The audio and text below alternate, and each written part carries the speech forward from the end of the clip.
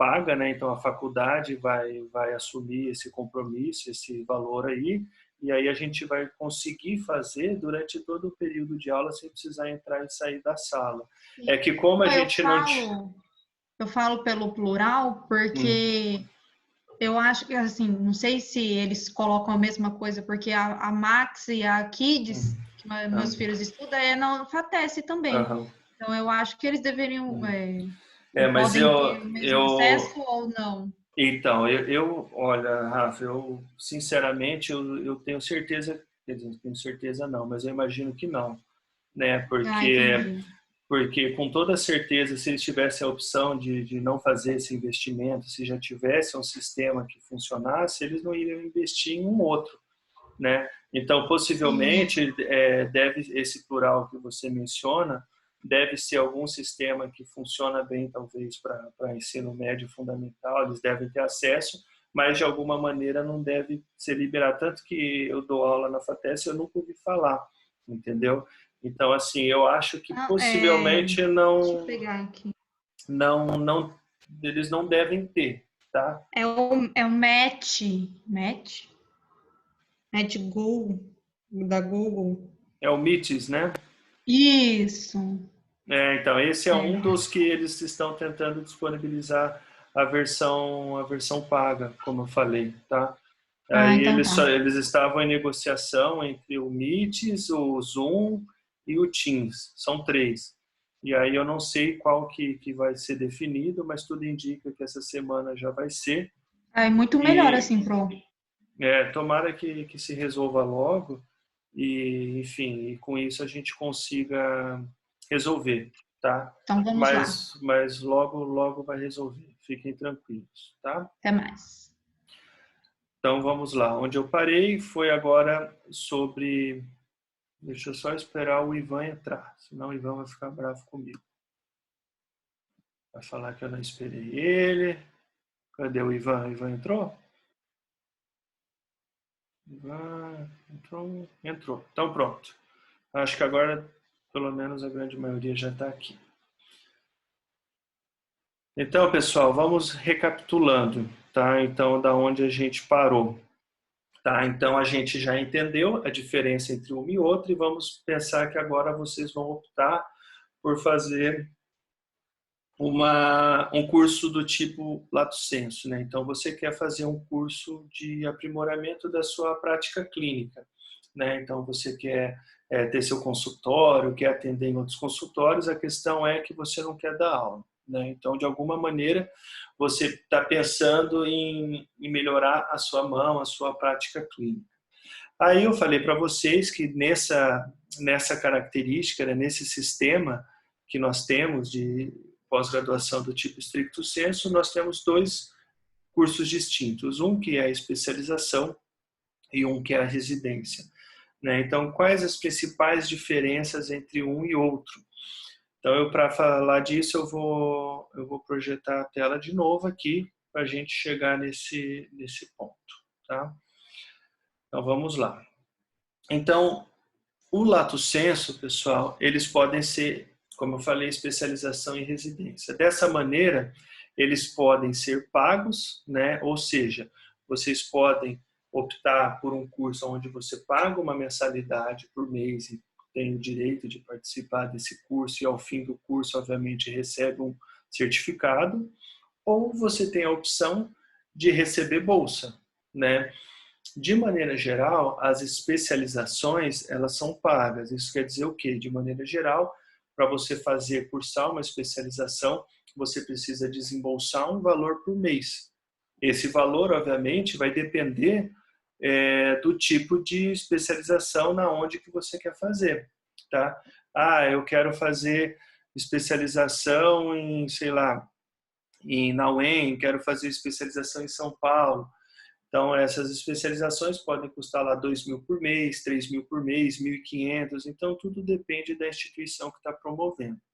E as residências, por sua vez, na grande maioria das vezes, elas oferecem bolsa. Então, ao invés de você pagar uma taxa por mês, você recebe. É muito melhor? Depende. É isso que eu quero que vocês entendam. Então, essa é a primeira diferença. Então, na maioria das vezes é paga, e outro, na maioria das vezes, oferece bolsa.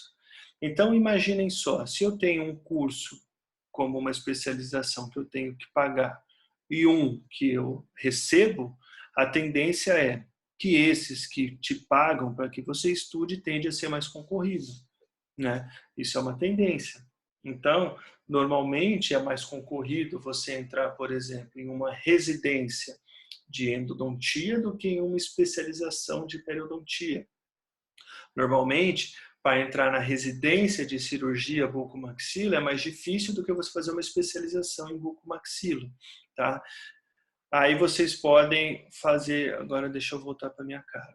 Aí vocês podem perguntar, mas professor, então eu quero residência. Óbvio que a residência é muito melhor, né? Então isso que é importante vocês entenderem. Imaginem que você é uma instituição que promove uma residência, né? Você é uma universidade, por exemplo, que oferece um valor mensal, você paga para o estudante cursar a residência na sua instituição. Se você paga para esse estudante cursar a residência, obviamente eu vou exigir uma coisa em contrapartida, concorda? Eu não vou pagar uma bolsa para o meu estudante de R$2.000, R$3.000 para ele não aparecer lá na faculdade, né? E normalmente essa cobrança ela vem em caráter de dedicação exclusiva. Isso quer dizer o quê? Que normalmente as residências elas exigem dos seus residentes a dedicação exclusiva. Isso quer dizer o quê? Quer dizer que você não pode, por exemplo, ter vínculo empregatício com uma prefeitura, você não pode ter um contrato, um vínculo empregatício com uma instituição. Se você tem o seu consultório, por exemplo, posso ter o consultório? Pode, mas se você vai ter que ficar o tempo inteiro na residência, obviamente isso vai limitar a sua atuação no consultório, tá? Então, esses pontos são importantes vocês terem em mente. A residência tem a grande vantagem de eu não pagar, de eu receber? Tem. Em contrapartida, ela vai te exigir muito mais. Uma especialização, para vocês terem uma ideia, a especialização que eu fiz, por exemplo, ela acontecia quinta, sexta e sábado, tá? Então, por exemplo, uma vez por mês, né? Então, ela acontecia mensalmente, um módulo por mês, aonde eu ficava quinta, sexta e sábado. Então, eu ficava 5 períodos. A residência, ela exige normalmente que o estudante fique segunda, terça, quarta, quinta e sexta, todos os dias de todas as semanas do mês. Por isso, dedicação exclusiva, tá?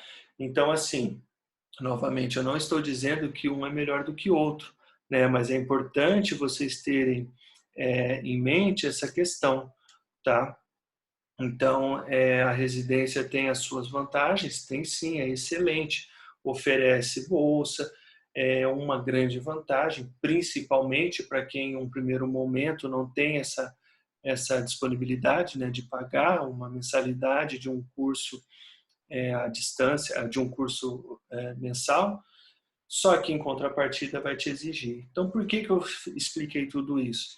Porque é importante vocês entenderem aonde que vocês se encontram no mercado de trabalho, né? Então, por exemplo, se você se formou, gastou dinheiro, investiu, montou um consultório, seu consultório está fluindo, você tem bastante paciente, você tem agenda cheia, eu não acho que faz muito sentido você fazer uma residência, né? Isso por quê? Porque aquele tempo que você está conseguindo, que você está nutrindo o seu consultório, você vai ter que se dedicar à sua pós-graduação, né? Agora, imagina uma outra situação. Você é recém-formado, você não tem consultório, você está, de certa forma, numa condição financeira apertada, né? A residência é uma excelente opção, né? Você não tem carteira assinada, você pode se dedicar exclusivamente. Obviamente que para isso você vai precisar fazer uma prova, você vai ter que passar por um processo seletivo, tá? Ficou claro essas principais diferenças, pessoal, entre especialização e residência? Heitor, pode falar, Heitor. Heitor está com a mão levantada, tá? Aí perguntaram ali a Ana Beatriz se a residência, uma vez que oferece bolsa, ela acontece somente em universidade pública ou ela acontece em instituição privada. Na verdade, pode acontecer nos dois. Na grande maioria das vezes, a residência é comum em universidades públicas, mas instituições privadas podem também oferecer esse tipo de formatação, né? Obviamente, tem que ser certificado, tem toda uma burocracia, mas imaginem uma situação, agora pensando numa questão financeira, imagina que você é dono de uma instituição. Concordam que é muito mais barato, por exemplo, eu ter um residente, eu pagar uma bolsa de residente, que fica o tempo inteiro na minha clínica, pagando uma bolsa de R$ 3.000, por exemplo, do que eu contratar um profissional e pagar um salário de 10, por exemplo, né? Então, assim, para a instituição privada também não é ruim. Não sei se ficou claro isso que eu quis explicar, tá? Então, assim, algumas instituições privadas podem oferecer esse caráter de residência também. Obviamente, isso não é tão simples, né? Precisa de toda uma burocracia, tá? E, enfim, é uma coisa bem elaborada, né? A Mariana pergunta, professor, tem como eu fazer uma pós fora do país? Tem sim, Mariana. Pós fora do Brasil é o tipo de coisa que é um atrativo, né, para muita gente, né? É uma coisa que eu até acho muito válido fazer para a gente ver outros áreas, outras maneiras de pensar, né? Mas pode ser feito, sem dúvida alguma. Nós temos cursos curtos que podem ser feitos fora do Brasil, né? Então, por exemplo, um aperfeiçoamento em sedação consciente, óxido nitroso, por exemplo. Ficar lá 3 dias em Miami, por exemplo. Eu acho que eu falei para vocês a questão do harmonização. Tem um curso nos Estados Unidos que tem sido bem divulgado aqui, que é um curso de harmonização, onde eles fazem harmonização lá em cadáver fresco. Então, assim, existe a opção de você fazer um curso fora. Agora, pensando em uma pós-graduação, ou seja, em um curso longo, uma pós-graduação ou lato sensu ou estricto sensu, né, um mestrado, um doutorado, uma especialização, esses cursos que já são mais longos, que levam uma carga horária maior, tem a opção, mas é importante que você faça, sendo que consiga validar por aqui, né? Porque alguns cursos, alguns formatos do curso, muitas vezes você faz e aí você não consegue uma compatibilidade, não consegue validar ele aqui no Brasil, tá? Mas tem a opção de você fazer. Na área acadêmica, né, em curso de mestrado e doutorado, é muito comum fazer uma parte fora. Não sei se vocês já escutaram o termo doutorado sanduíche, né, ou mestrado sanduíche. Então, no que consiste basicamente esse formato? Então, imagine, por exemplo, que o doutorado são 4 anos. Então, ele fica, por exemplo, 3 anos no Brasil e 1 ano fora, né? Por isso que chama período sanduíche, né? Então, tem a opção. Obviamente que para isso o seu orientador ele precisa ter uma linha de pesquisa que seja compatível com o local que você quer fazer o seu sanduíche, né? Então, por exemplo, se você estuda implantes dentários, por exemplo, não adianta você querer fazer um doutorado sanduíche numa faculdade que estuda cárie, por exemplo. Não tem nada a ver com a sua linha de pesquisa, né? Então, você tem que fazer essas áreas conexas para que você consiga, nesse período que você ficou fora, validar de alguma maneira a pesquisa que você realizava aqui no Brasil. Ficou claro? Conseguiu entender, Mariana? Não sei se eu me fiz entender, mas tem esse formato, essa opção. Eu acho bem interessante, né? Na verdade, eu acho que todo período que a gente passa fora, né, a gente vê de alguma maneira um conhecimento fora de outras linhas de pesquisa, eu acho que é bem bacana, tá? E com isso, pessoal, espero que eu tenha feito entender as principais diferenças entre essas pós, tá? Aí a Camila pergunta se tem como eu fazer essas provas de residência e de especialização como treineiro. Essas provas, Camila, normalmente, tá, o que vai definir sempre essas provas, seja de residência, seja de especialização, assim como acontece em concurso público, é o edital, né? A grande maioria dos editais para essas provas, quando você faz a inscrição, eles vão exigir que você envie o diploma, né? Que você envie a conclusão do seu curso. Então, assim, 99% dessas provas você não vai conseguir fazer, você não vai conseguir validar a sua inscrição, tá? Porque a exigência que você tenha a graduação concluída, né? Para aqueles que não têm a graduação concluída ainda, eles pedem a colação de grau, né? Por isso que muitas vezes, por exemplo, imaginem que a FATES, a aula vai até dia 20 de dezembro, por exemplo, e você tem uma prova de residência que vai acontecer no dia 20 de novembro. Aí você não vai fazer, só vai fazer no ano que vem? Não, daí muitas vezes a gente tem algumas maneiras de solucionar isso, pedindo a colação de grau antecipada, esse tipo de situação, para possibilitar que você consiga realizar a prova, tá? Mas assim, no primeiro ano fazer uma prova, segundo, terceiro já é bem difícil. O que dá para fazer, obviamente, é você pegar a prova, né, de provas passadas e estudar por elas, né? E aí, já que você perguntou da prova, isso entra na segundo assunto que eu queria discutir com vocês, que é justamente as provas, como se preparar para essas provas, né? Então, assim, o primeiro ponto que é importante, pessoal, que vocês têm que ter em mente, isso é uma coisa que tem que ficar muito clara. Não existe uma padronização de provas. Isso quer dizer o quê? Para você fazer um mestrado aqui na UEM é diferente de você fazer um mestrado na UEL, que é diferente de fazer um mestrado na USP. A prova é totalmente diferente, tá? Então, quando a gente pensa em preparação para uma prova de pós-graduação, é fundamental que você tenha pelo menos um norte para onde que você quer ir, tá? Então, eu quero fazer um mestrado. Então, esse é um ponto. Você definiu um mestrado. Aonde que você quer fazer? Eu sou de Maringá, eu quero fazer na UEM, ou eu posso ir para Londrina e fazer na UEL. Excelente, já limitou bem, né? Agora, assim, eu quero fazer um mestrado e não adianta, porque isso vai te dificultar muito para você se preparar, né? Então, uma vez que você tem em mente a linha que você quer seguir e a região, a faculdade, é muito mais fácil para que durante a graduação você consiga se preparar de maneira melhor para essa prova, né? Então, vou dar um exemplo. A prova, vou falar da UEM, que é onde eu fiz o mestrado e o doutorado, eu conheço a prova.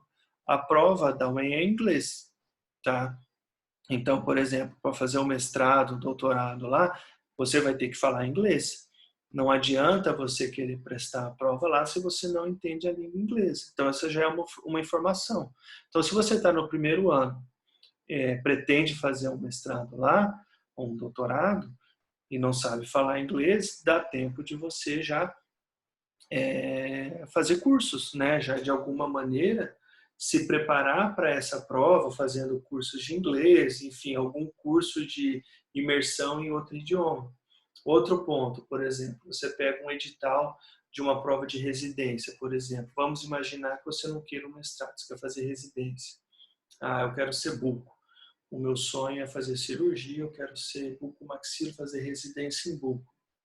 Excelente. Você está no primeiro ano, o que você deve fazer?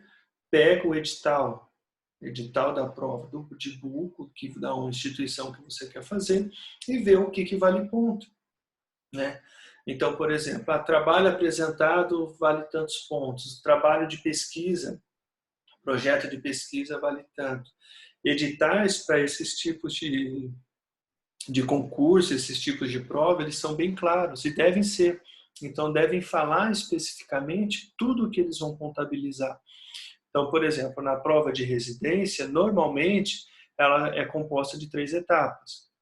Então, normalmente, é uma parte teórica, onde você vai responder questões normalmente da área. Então, se você vai fazer residência em buco, vai ter uma prova teórica de conhecimento de cirurgia, né? Aí a segunda etapa, normalmente eles vão avaliar o seu currículo, né? Então vão ver tudo o que você fez durante a graduação. E uma terceira etapa, a entrevista. Então a minha disciplina com vocês, o que eu quero de alguma maneira ajudá-los nessa segunda etapa, no currículo. Então, é a gente pensar em que maneira que a gente vai melhorar o currículo e tornar vocês competitivos para prestarem uma prova de pós-graduação, tá? E para isso, obviamente, não pode ser muito vago, infelizmente, tá? Ah, professor, eu estou no primeiro ano, eu estou no primeiro semestre, eu não sei. É lógico, eu também não sabia, né? Mas a questão é, no segundo ano, no terceiro, a partir do momento que você definir, aí sim é interessante você direcionar, né? Então, por exemplo, eu quero fazer buco, eu quero prestar, eu quero entrar na UEM em buco. Isso não é fácil, né? Isso não é simplesmente você se formar, não ter se dedicado, chegar lá e achar que vai ser aprovado, tá? Então, assim, a ideia do que eu quero com vocês é justamente isso, é tentar aprimorar um pouco o currículo de vocês, o currículo Lattes, que é um dos temas que eu vou abordar com vocês, para que torne vocês competitivos para ingressar em uma pós-graduação, tá? E, obviamente, não sou eu que vou ser capaz de fazer isso, isso é vocês. Eu só vou nortear e cabe a vocês se esforçarem esse tipo de situação. Aí, em algum momento, alguém perguntou, professor, na prática clínica, preciso fazer 2 especializações só para que eu consiga me dedicar de maneira satisfatória. Então, assim, isso é muito relativo. O que eu observo, eu particularmente na odontologia hoje, ele é um pouco parecido com o que... Pessoal, eu estou falando bastante aqui, mas vocês podem me perguntar se tiverem dúvidas aí, tá? Estão indo legal por enquanto? Posso seguir. Se ninguém falar nada, eu vou seguindo aqui. O que eu observo que acontece na odontologia é um pouco parecido com o que tem acontecido na medicina, que é o quê? Que é uma coisa bem direcionada, né? Então, o que acontece na medicina, por exemplo, você quebra a mão, você vai em um ortopedista, especialista em mão, especialista em punho do lado direito, por exemplo, né? Você vai no oftalmo, nós temos lá um oftalmo que é especialista em miopia, outro especialista em catarata. Então, assim, eu não sei se vocês têm essa sensação, mas isso é a sensação que eu tenho, que a coisa está cada vez mais direcionada, né? E esse é um caminho que eu vejo que tem sido seguido na odontologia. Apesar de eu achar muito válido aqueles profissionais que atuam em uma maneira integradora, e aliás é como deve ser, né? A tendência, pelo menos dos pacientes que eu vejo, é procurar especialistas, né? E é justamente por isso que eu falo que é importante vocês terem pós-graduação, né? Eu tenho certeza que todos aqui, por exemplo, se forem fazer uma extração de um dente, vão preferir fazer com um especialista em cirurgia do que um clínico geral, né? Ah, você vai fazer uma restauração, vocês vão procurar, na grande maioria das vezes, um especialista em estética, em dentística, do que um clínico geral, né? Então, assim, eu vejo essa tendência na odontologia. Então, vai depender muito do que você quer fazer, né? Então, por exemplo, eu vou dar um exemplo, eu na graduação. Eu nunca gostei de canal, fazer endo. É uma coisa que eu nunca gostei, eu fiz durante a faculdade, mas é o tipo de coisa que eu não pretendia fazer na clínica. Então, eu nunca quis fazer na clínica tratamento de canal. Então, quando eu me formei, eu simplesmente não fiz. E então chegava o paciente para mim, eu encaminhava para colegas que faziam ou contratava dentistas para atender no consultório, seja onde for que eu atendia, né? Então, assim, se você é um dentista que quer fazer todos os procedimentos, que de alguma maneira, a pessoa não consigo escolher uma área, eu adoro cirurgia, eu adoro estética, faça quantas especializações você quiser fazer, né? É uma coisa que não tem limite, né? Então, eu faço de tudo no meu consultório, eu acho super legal, puxa, eu valorizo muito esse tipo de pessoa, então façam 5, 6 especializações, né? Mas é uma tendência, vocês vão ver, quando vocês entrarem em clínica, algumas determinadas áreas, talvez vocês não vão ter o mesmo apreço, né? Talvez não vão querer pensar após o período de formado, fazer isso no seu consultório, né? Às vezes você vai se encantar tanto com uma área você só vai querer fazer aquilo, né? Então, eu quero me especializar nisso e fazer somente essa área. Então, assim, depende muito. Isso eu acho que é muito pessoal, sabe? Então, essa questão de limite, esse tipo de coisa, é bem complicado, é muito pessoal, tá? A questão é que não tem limite, né? Você pode fazer o quanto que você achar, tá? E aí, em relação ali a aperfeiçoar... cadê? Perguntou aqui a Raíssa. Professor, pode fazer harmonização sem especialização? Conheço uma pessoa que faz. Essa questão de tratamento sem especialização é muito relativo, né? De maneira, legalmente falando, quando você se forma como dentista, você está atuando naquela área de atuação que a gente conversou, teoricamente você pode fazer, né? O que não pode é fazer coisa que você não tem conhecimento, tá?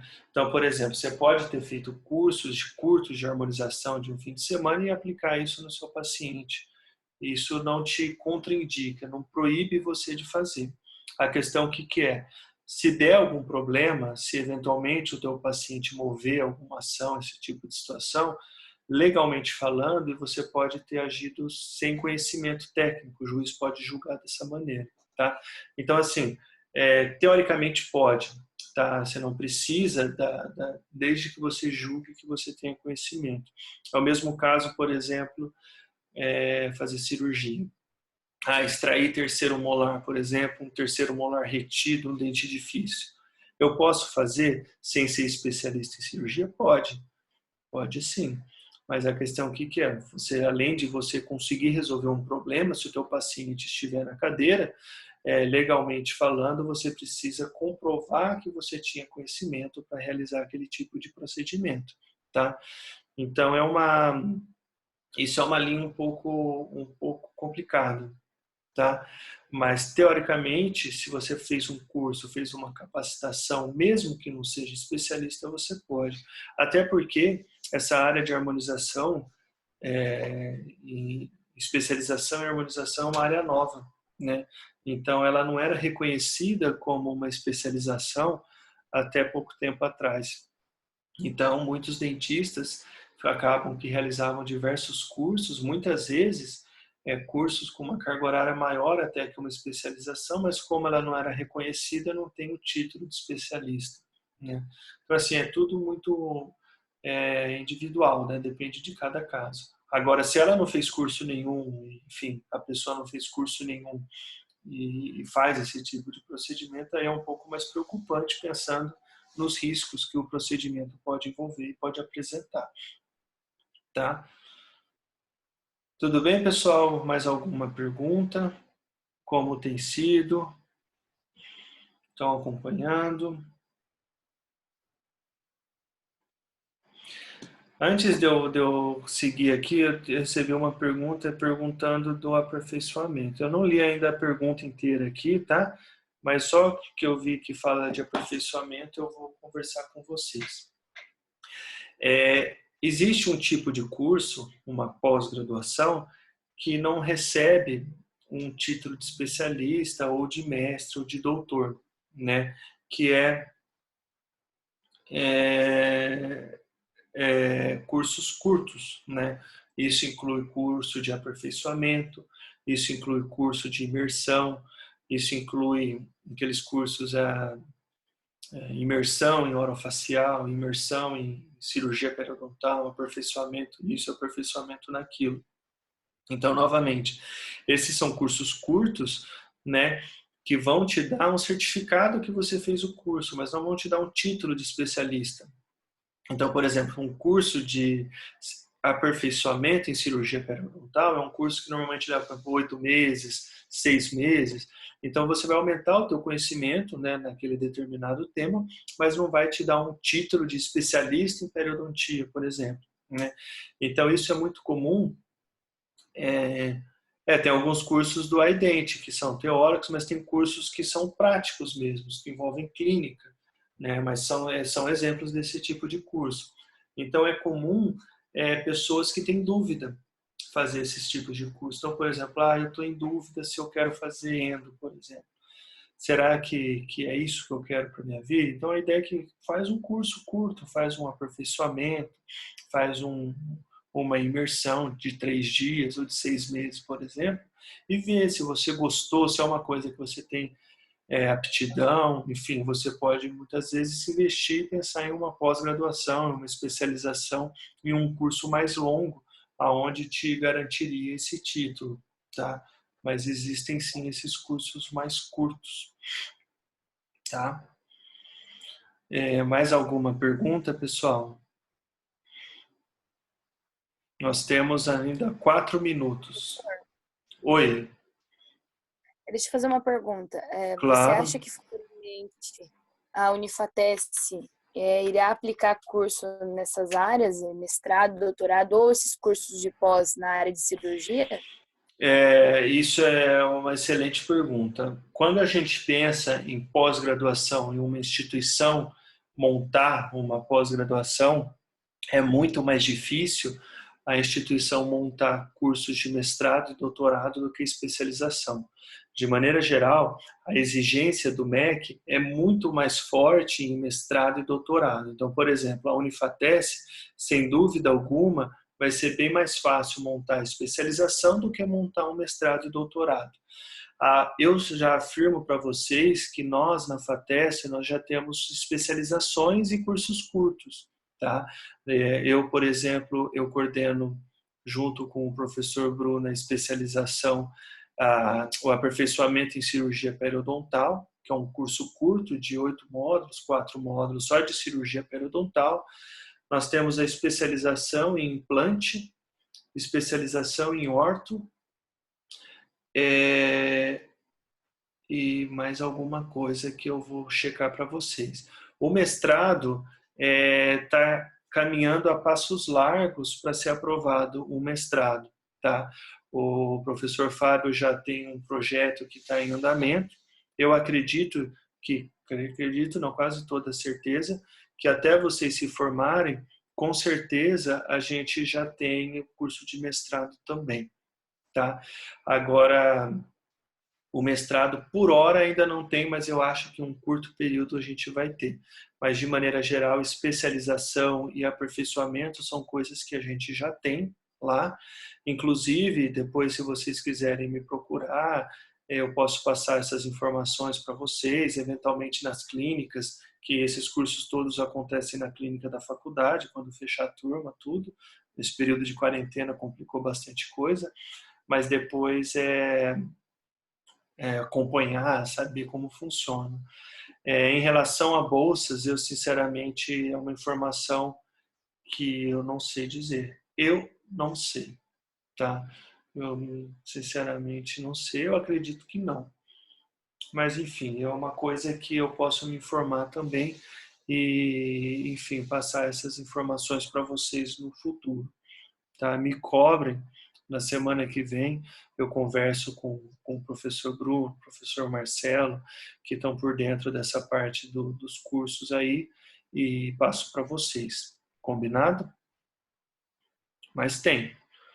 E o mestrado que, como eu falei, a burocracia para cursos stricto sensus é bem maior. É uma burocracia grande, exige uma carga, uma produção dos professores, enfim, é uma coisa um pouco mais complexa. Tá? Tudo bem, pessoal? Nós temos menos de 1 minuto. Espero que todos tenham gostado do nosso formato. Tá? Espero que desculpem a confusão que vocês entrarem, mas eu achei que assim fosse a melhor maneira. Tá? Eu acho que vai acabar, já eu vou cair, vou ficar offline. Tá? Como eu falei, eu vou salvar aqui. E depois eu aguardo o feedback de vocês, combinado? Eu preciso encerrar e eu vou salvar. Depois me mandem um feedback por WhatsApp ali para eu saber o que vocês acharam, tá bom? Eu vou salvar e vou mandar para o YouTube depois. Tchau, pessoal. Uma boa noite a todos.